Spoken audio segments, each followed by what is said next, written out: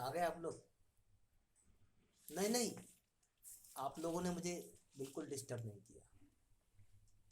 या मैं कुछ लिख रहा था। लिखते लिखते एक कहानी बन गई। बस वही पूरी कर रहा था। ये मेरे पढ़ने लिखने का कमरा है। या अक्सर मैं लिखता रहता हूँ। पता नहीं लोग लेखकों से क्यों घबराते हैं, संकोच करते हैं। शायद उन्हें लगता होगा कि लेखक लोग कुछ सोचते रहते हैं, इसलिए उन्हें डिस्टर्ब नहीं करना चाहिए। अक्सर मेरी माँ भी दरवाजे के बाहर चुपचाप खाना रख जाती है, बिना मुझे बताए। इसलिए मुझे बरसों से गरम खाना नसीब नहीं हुआ। कभी कभी सोचता हूँ कि मैं पागल तो नहीं। नहीं नहीं, घबराइए नहीं, काटता वाटता नहीं। हाँ, भटकाव के दौरे अक्सर पड़ते रहते हैं मुझे। जैसे जब मैं किसी से बात कर रहा होता हूँ तो अचानक मुझे सामने वाले के शब्द सुनाई देना बंद हो जाते हैं, और मैं उसके जवाब में हूँ, हाँ और बेशक जैसे शब्द बोलता हूँ। क्योंकि उस वक्त मेरे दिमाग में ये चल रहा होता है कि सामने वाला शख्स मेरी कहानी का दिलचस्प करेक्टर बन सकता है, और मैं घर आकर उसे पूरे जोश और खरोश से लिखने बैठ जाता हूँ। तो बहरहाल, मेरी कहानी की मुख्य पात्र जूलिया नामक एक लड़की है। कहानी का देश काल, रंग रूप, सब कुछ आप अपने हिसाब से बदल सकते हैं। इससे कहानी की मूल आत्मा पर कोई प्रभाव नहीं पड़ता। देश काल की सीमाओं से परे। तो मेरी कहानी की मुख्य पात्र जूलिया नामक एक लड़की एक बड़े और अमीर घर में गवर्नेंस का कार्य करती है। उसका मुख्य कार्य दो बच्चों की देखभाल और उनकी पढ़ाई लिखाई है।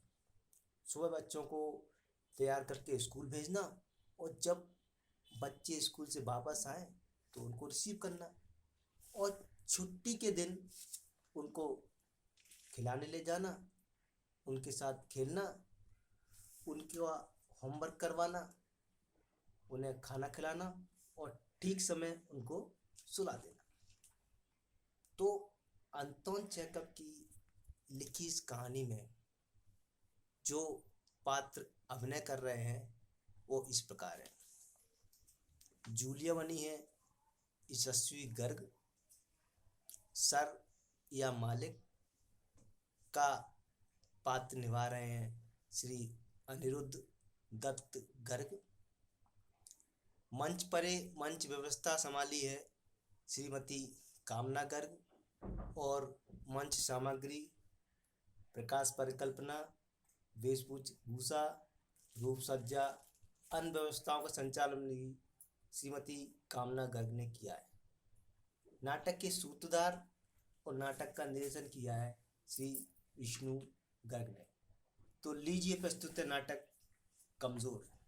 रंग बिरंगे बाजे लेकर पप्पू अपने घर से निकला। तभी अचानक उसने देखा एक नन्हा प्यारा सा पिल्ला। भूल गया। जूलिया, जूलिया, जरा इधर आओ।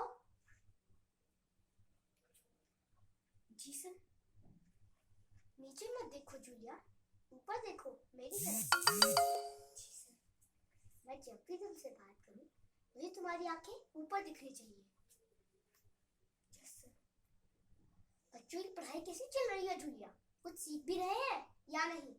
यस सर, बहुत होशियार बच्चे हैं, एक बार में ही समझ जाते हैं। क्यों नहीं, आखिर बच्चे किसके हैं?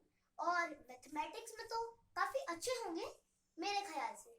यस सर, खासतौर पर चिंटू जरूर होना चाहिए, क्योंकि मैथमेटिक्स मेरा भी सबसे अच्छा विषय रहा है ना जूलिया? Yes sir. लोगों की आंखों में देखने से डरो मत जूलिया। अगर तुम अपने आप को औरों से नीचा समझोगी तो लोग भी तुम्हारे साथ वैसा ही बर्ताव करेंगे। आया समझ में? Yes sir. खैर, चलो तुम्हारा हिसाब कर ले। मुझे लगता है तुम्हें पैसों की ज्यादा जरूरत होगी, हालांकि तुमने कभी मांगे नहीं। Yes sir. तो क्या तय हुआ था जूलिया? 300 रुपए महीना, यही तय हुआ था ना जूलिया? 400 सर। नहीं, बिल्कुल नहीं, 300 रुपए ही तय हुआ था। मैंने यहाँ लिखा हुआ है। गवर्नेंस को हमेशा से 300 रुपए ही देता आया हूँ। तुमसे किसने कह दिया कि 400? आप ही ने कहा था सर। पैसों को लेकर मेरी और किसी से बात ही नहीं हुई। हो ही नहीं सकता। हाँ, हो सकता है कि जब मैंने तुमसे कहा हो कि 300 रुपए, तुमने दिमाग में सोच लिया 400। अगर अपना सर ऊपर रखोगी तो इस तरह की गलतियां दोबारा नहीं होगी जूलिया, ठीक है ना? मैं दोबारा कह रहा हूँ, 300 रुपए महीना। जी सर।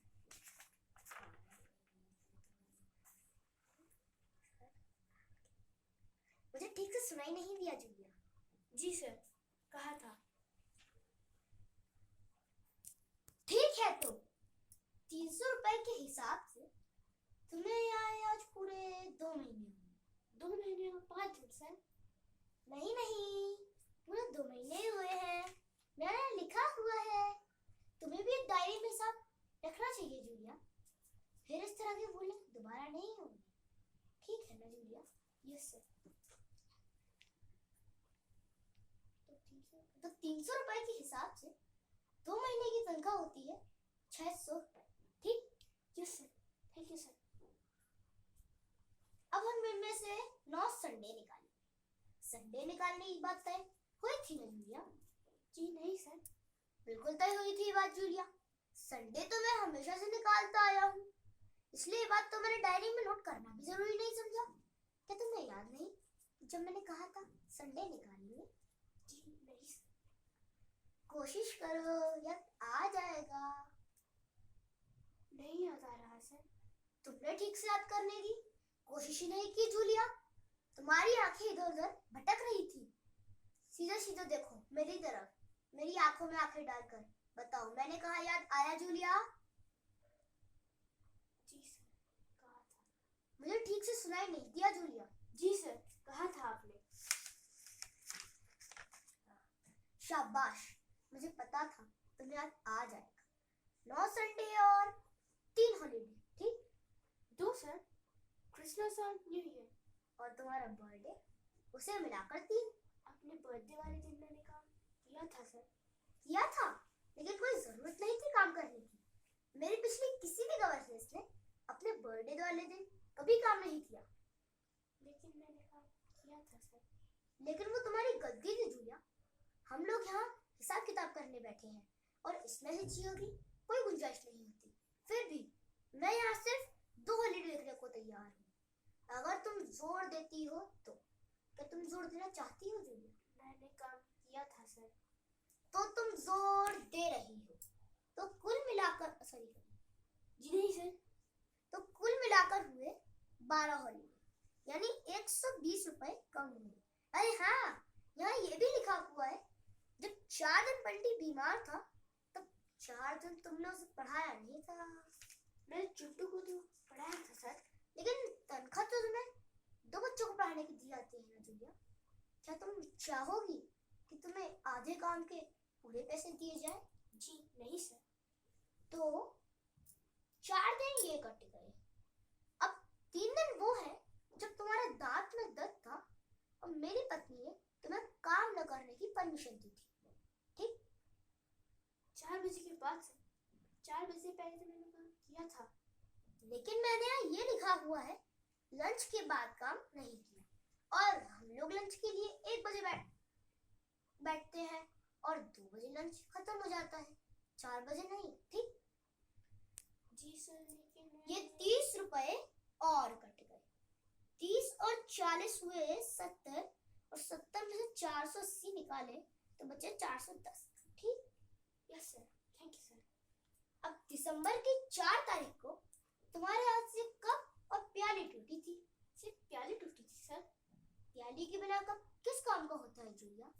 बोलो। कोई जवाब नहीं। तो 35 रुपए प्याली के कट गए। अब जनवरी की 9 तारीख को बंटी एक पेड़ पर चढ़ा था और उसकी जैकेट फट गई थी।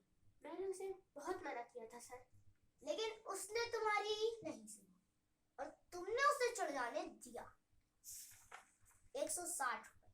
फिर जनवरी की 14 तारीख को चिंटू के जूते चोरी हो गए थे। नौकरानी ने चुराए थे सर, आपने खुद उसे नौकरी से निकाल दिया था। लेकिन तुम्हें इतनी अच्छी तनख्वाह पर इसलिए रखा गया है ना, ताकि तुम हर चीज पर नजर रखो। ये बात मैंने पहली मीटिंग में ही साफ कर दी थी। शायद उस दिन तुम मेरी बात सुन नहीं रही होगी। कि तुम मेरी बात सुन रही थी जूलिया? तुम्हारा दिमाग सातवें आसमान पर टंगा हुआ था। जी सर। क्या दिमाग सातवें आसमान पर टंगा हुआ था? जी नहीं सर, मैं आपकी बात सुन रही थी। शाबाश। तो ये तुम्हारे 98 रुपए। और हाँ, जनवरी की 16 तारीख को मैंने तो तुम्हें 100 रुपए बतौर एडवांस दिया था। नहीं दिया था सर, लेकिन मैंने यहाँ लिखा हुआ है। नहीं देता तो लिखता क्यों, बताओ? मुझे नहीं पता सर। ये तो कोई जवाब नहीं हुआ जूलिया। अगर पैसे नहीं दिए होते तो क्यों और कैसे मैं इस रजिस्टर में लिखता? बोलो, जवाब दो। कोई जवाब नहीं। इसका मतलब मैंने तुम्हें जरूर दिए थे 100 रुपए, है ना? जी सर, आप कहते हैं तो। मैं तो कह ही रहा हूँ भाई। इस सारी बात का मुद्दा ही यही है। फिर सब कायदे से होना चाहिए। अब 122 में से 100 निकालें तो बचे 22। Yes sir. अरे क्या तुम रो रही हो? ऐसा क्या हो गया तुम्हारे दिल को दुख पहुंचा? अरे क्या तुम रो रही हो? ऐसा क्या हो गया जिसे तुम्हारे दिल को दुख पहुंचा? प्लीज जूलिया, मुझे बताओ।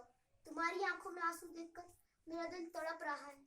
मैं किसी के आंसू नहीं देख सकता। मेरा दिल बड़ा ही भावुक है और कमजोर भी।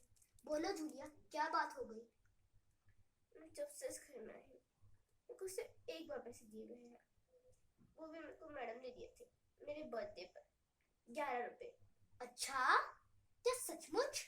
लेकिन ये तो मैंने अपनी डायरी में लिखा ही नहीं है। कोई बात नहीं, अब लिख लेता हूँ। शुक्रिया जूलिया, तुमने मुझे बता दिया, वरना कई बार तो मैं कितना लापरवाह हो जाता हूँ, कितना नुकसान उठाना पड़ता है। Thank you Julia. तो 22 में से 11 निकाले तो बचे 11। क्या तुम हिसाब को एक बार चेक करना चाहती हो जूलिया? इसकी कोई जरूरत नहीं है सर। जरूरत है। हिसाब हमेशा पाई पाई का साथ रहना चाहिए। गिन लो। 1 2 3 4 5 6 7 8 9 10। ये तो सिर्फ 10 रुपए है सर। ये कैसे हो सकता है? देखो, एक सिक्का तुमने इधर उधर गिरा दिया होगा। ढूंढो, मिल जाएगा। मुझसे नहीं गिरा सर, मुझे पक्का पता है। लेकिन यहाँ मेरी मेज पर भी नहीं है और मुझे पक्का पता है मैं तुम्हें 11 रुपए ही दिए थे। ढूंढो सही आसपास। कोई बात नहीं सर, 10 रुपए ही काफी है। ठीक है, तो अभी 10 ही रखो। ढूंढने से नहीं मिले तो हम अगले महीने बातचीत करते हैं। शुक्रिया सर, आप बहुत दयालु हैं सर। जूलिया, जरा वापस आओ। जी सर, आपने बुलाया? तुमने मुझे शुक्रिया किस लिए कहा? पैसों के लिए सर। पैसों के लिए? तुम्हें पता है मैं तुम्हारे साथ क्या किया है? मैं तुम्हारे साथ धोखा किया है, तुम्हें लूटा है। इस हिसाब में मैंने कुछ नहीं लिखा। मेरे दिमाग में जो आता गया मैं बोलता चला गया। तुम्हारे 800 रुपए ही बनते हैं और मैंने तुम्हें दिए कितने? सिर्फ 10। मैं तुम्हारे साथ सरासर बेईमानी की जूलिया। दूसरी तरफ तो मुझे कुछ भी नहीं मिला था सर। उन लोगों ने तुम्हारे साथ मुझसे भी ज्यादा बड़ी बेईमानी की। खैर, ये सब एक मजाक था, तुम्हारे लिए एक भयानक सबक। क्योंकि तुम आज कल की दुनिया पे लोगों पे ज्यादा ही भरोसा कर लेती हो, जो आजकल की दुनिया में खतरनाक है। मैं तुम्हें तुम्हारे 800 रुपए ही दूंगा। देखो, मैंने पहले से ही मेज पर रखे हुए हैं, लो ले लो। ये 10 रुपए भी तुम ही रखो। Thank you sir, thank you very much.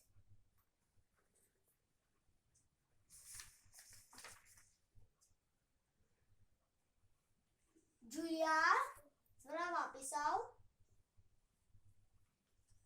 क्या कोई इतना कमजोर, इतना बुद्धू हो सकता है? मैं तुम्हारे साथ सरासर अन्याय करता गया, जुल्म करता रहा। तुमने विद्रोह क्यों नहीं किया जूलिया? अपने साथ हो रहे अन्याय के खिलाफ आवाज क्यों नहीं उठाई?